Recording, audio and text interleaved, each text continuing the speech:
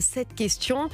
Quel impact sur la manière dont les Français investissent et placent leurs économies? C'est intéressant parce que ça concerne les Français. Bonsoir Antoine Fraisse-Soulier. Bonsoir. Vous êtes chef analyste chez eToro, leader donc de l'investissement particulier dans le monde, je crois avec 40 millions d'utilisateurs.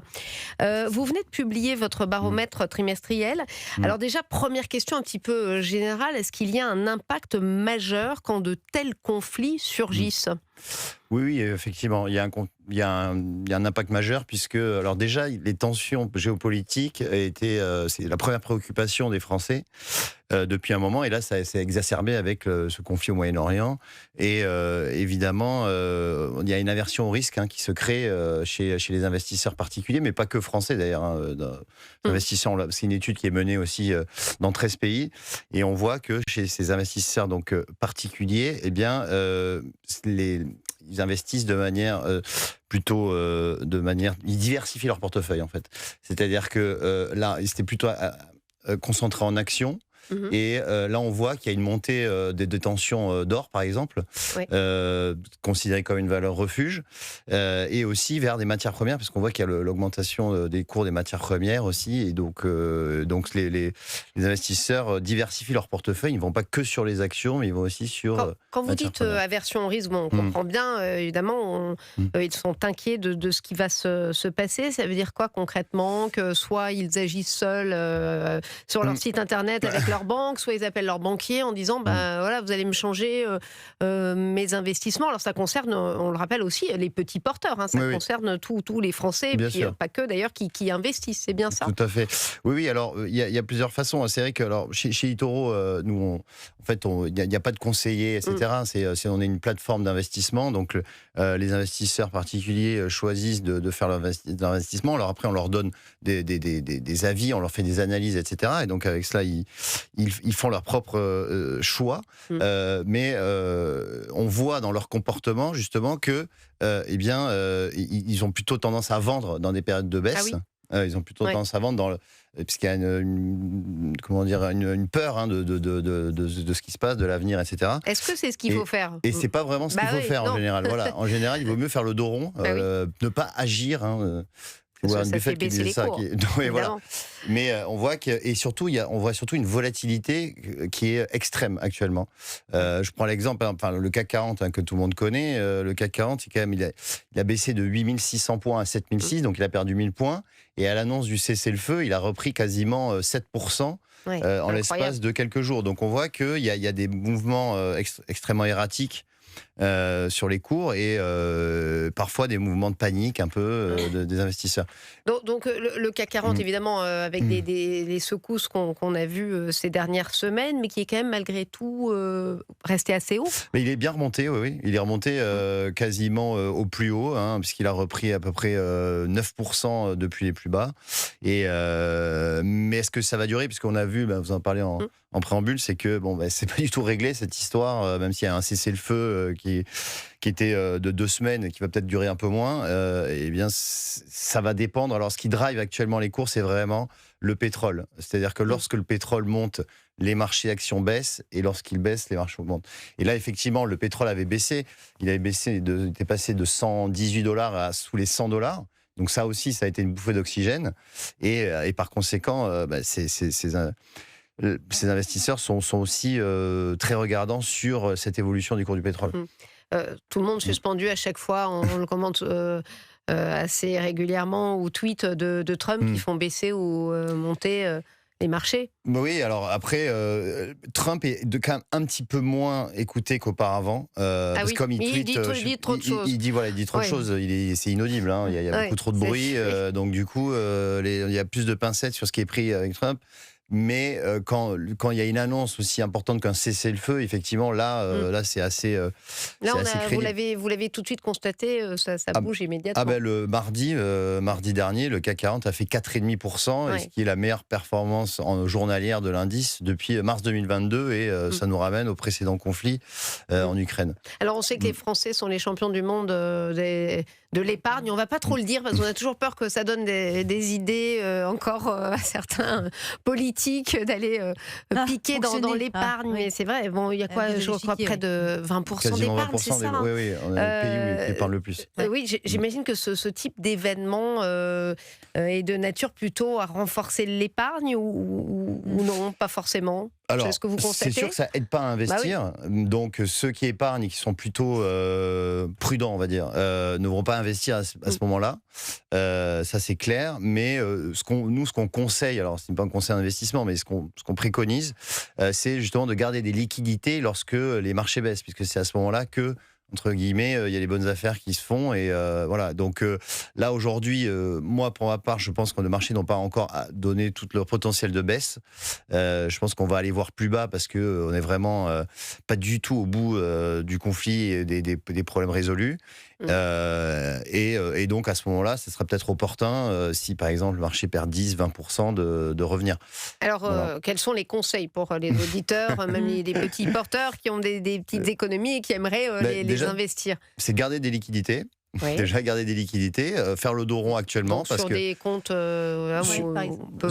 sur des comptes, Livret A, sur des PEA ou sur voilà. des plans épargne action ou sur des comptes titres. Et puis ensuite, lorsque on verra un peu plus clair sur le plan géopolitique, et puis que les marchés peut-être auront perdu 20%, là à ce moment-là, ça peut être intéressant de re-rentrer.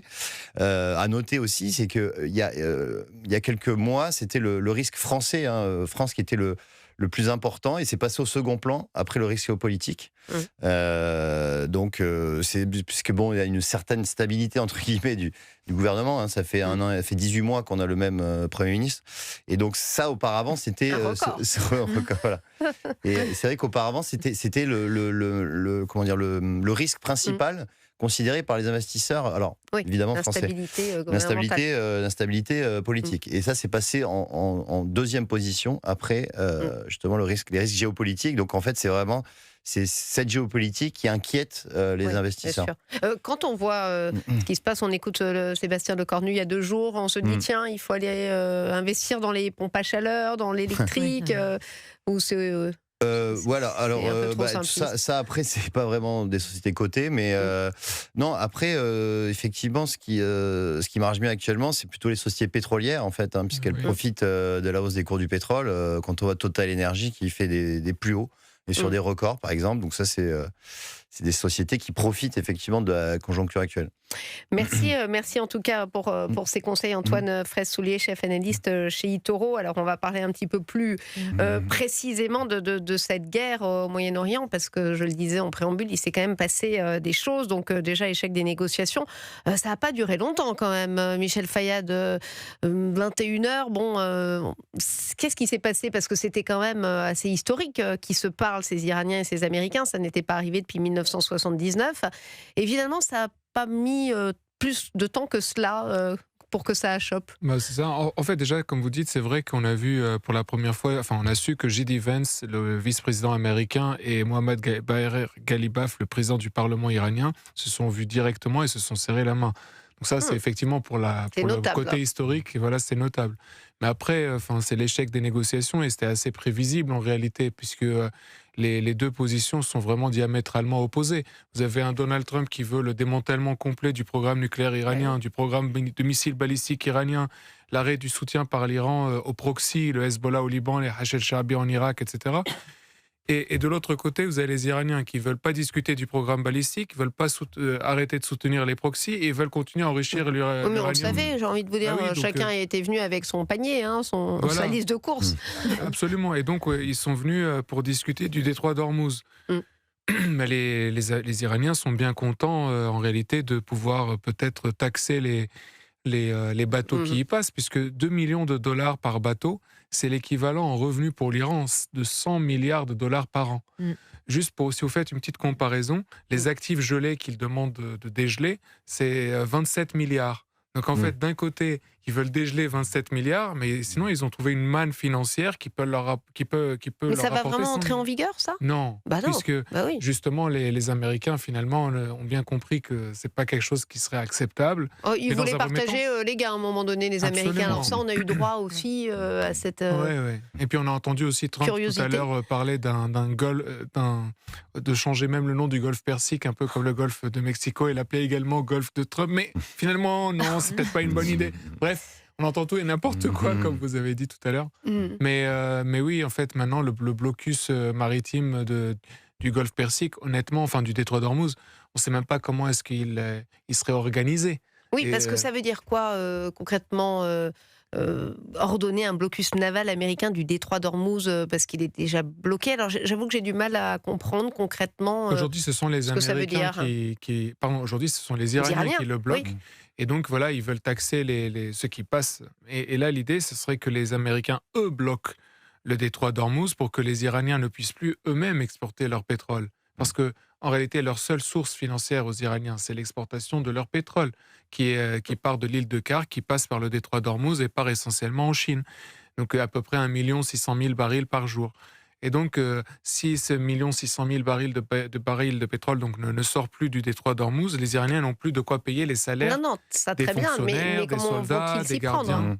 Comment vont-ils s'y prendre? Parce que le détroit d'Ormuz, on a vu que c'était justement le point d'achoppement qui a Absolument. presque surpris les Américains, hein, Sabrina Medjeber, et qu'il est truffé de mines. Donc vous avez C'est ce qu'ils un petit disent. peu C'est lu pas- entre les lignes trumpiennes de ces déclarations, en effet. C'est très difficile de lire entre les lignes trumpiennes, Je vous tellement l'accorde, la je vous l'accorde. politique est versatile.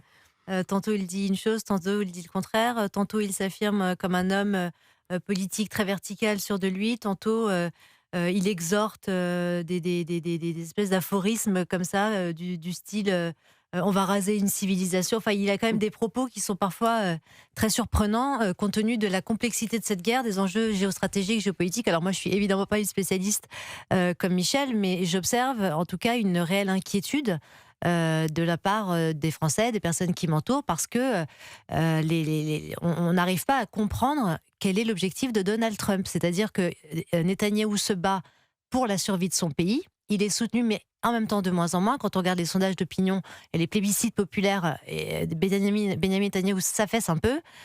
Aux États-Unis, par exemple, vous avez un centre de recherche qui s'appelle le Pew Research Center qui fait des études très sérieuses de plébiscites populaires, et vous avez 61% des Américains qui rejettent cette guerre. Donc on a d'une part une population, et en plus on sait que Donald Trump a mené une politique très frontiériste, très isolationniste, très non-interventionniste, très pro-America, Make America Ah oui, First bien Again. sûr. Donc il y a eu toute une campagne comme ça sloganesque sur préserver l'identité des États américains, préserver la souveraineté des États-Unis, et surtout ne pas réitérer les échecs et les erreurs des prédécesseurs, notamment en Irak et en Afghanistan. Et on se rend compte aujourd'hui qu'il s'est mêlé à une guerre dont lui-même n'arrive pas à indiquer clairement, de manière clinique, quels sont ses objectifs. Et je pense qu'en tant qu'Américains, et plus largement en tant qu'Occidentaux, on aimerait connaître les objectifs des Américains. Parce qu'en Évidemment. effet, nous, les Européens, on est comme une sorte de goulot d'étranglement entre, d'une part, cette guerre qui a lieu là, dans cette sphère géographique, et en même temps les Américains dont on est dépendant en termes de pétrole.